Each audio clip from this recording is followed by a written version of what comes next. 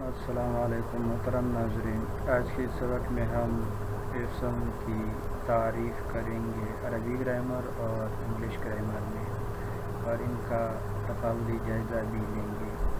تو سب سے پہلے عربی گرامر میں لفظ 3 اقسام پر مشتمل ہے: اسم، فعل، حرف۔ لیکن اس کے مقابلے میں جو انگریزی گرامر میں پارٹس آف اسپیچ ہے وہ 8 اقسام پر مشتمل ہے: نون، پرونون، ایڈجیکٹیو، ورب، ایڈورب، پریپوزیشن، کنجنکشن، انٹرجیکشن۔ تو ان میں ہم صرف اسم ہی پڑھیں گے۔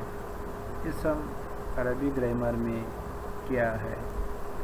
آئیے ان کی تعریف ہم سب سے پہلے مثالوں کے ذریعے سمجھنے کی کوشش کرتے ہیں۔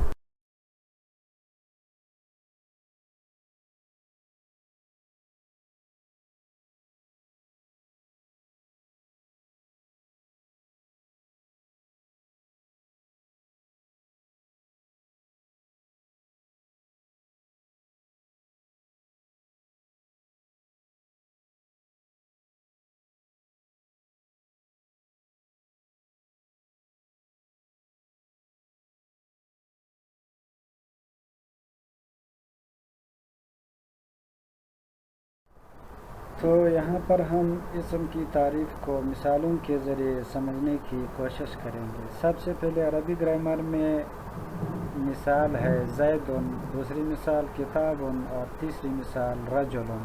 یہ تینوں مثالیں اسم پر دلالت کرتے ہیں، کیونکہ ان کے اندر اسم کی 2 علامات پائے جاتے ہیں۔ ایک یہ لفظ خود، یہ ہر ایک لفظ اپنے معنی پر خود دلالت کرتے، اور ان کے اندر زمانہ ثلاثہ میں سے کوئی زمانہ بھی نہیں پایا جاتا، تو یہ اسم کہلائیں گے۔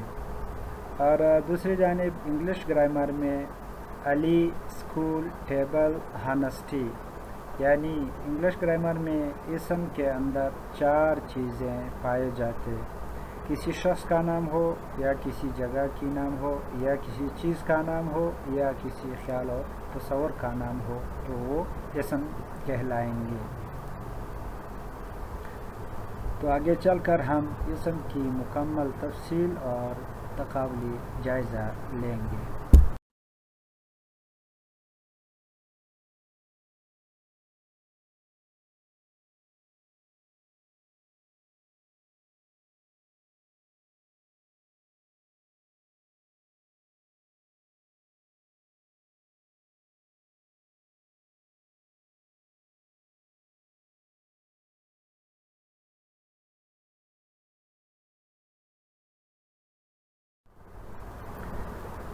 جی، تو سب سے پہلے ہم یہاں پر اسم کی تعریف عربی گرامر اور انگلش گرامر میں کرتے ہیں، اور ان کے ساتھ ساتھ ہم ان کا مختصر ترین تقابلی جائزہ بھی لیتے ہیں۔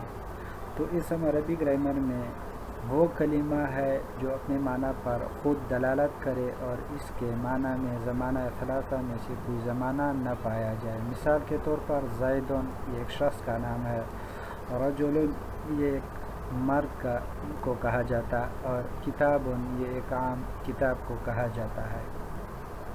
اور انگلش گرامر میں a noun is the name of a person, place, thing or idea۔ اسم نام ہے کسی شخص کا، یا جگہ کی، یا چیز کا، اور یا خیال اور تصور کا۔ مثال کے طور پر علی نام ہے پرسن کا، اور اسکول یہ نام ہے جگہ کی، ٹیبل یہ نام ہے ایک چیز کا، ہانسٹی یہ ایک نام ہے تصور کا۔ تو اب اگر ان کا تقابل جائزہ لیا جائے تو اسم کی تعریف عربی گرامر میں زیادہ جامع اور معنی ہے، کیونکہ عربی گرامر میں اسم کی جو تعریف کی گئی ہے اس میں 2 اہم ایسی علامات بیان کی گئی ہیں جو کہ اسم کے تمام اقسام کو شامل ہو سکتے ہیں، یعنی لفظ اپنے معنی پر خود دلالت کرتا ہو اور اس کے معنی میں زمانہ ثلاثہ میں سے کوئی ایک زمانہ بھی نہ پایا جائے، وہ اسم کہلاتا ہے۔ اس کے علاوہ عربی گرامر میں جو اسم کی تعریف ہے وہ زیادہ تر صرفی و نحوی انداز میں کی جاتی ہے، لیکن انگلش گرامر میں تعریف زیادہ معنوی انداز میں کی جاتی ہے۔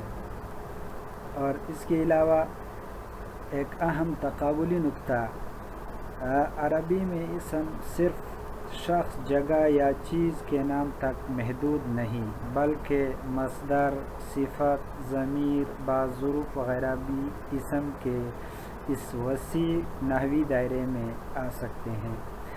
لیکن انگلش گرامر میں اسم کو عموماً پرسن، پلیس، تھنگ اور آئیڈیا، یعنی شخص، جگہ، چیز یا خیال اور تصور کے نام کے طور پر بیان کیا جاتا ہے۔ تو یہ ہو گئی اسم کی دونوں زبانوں میں تعریفات اور ان کا ایک مختصر تقابلی جائزہ۔ آگے چل کر ہم اگلے سبق میں اسم کے 11 علامات پڑھیں گے، وہ انشاءاللہ اگلے سبق نمبر 7 میں بیان کیے جائیں گے۔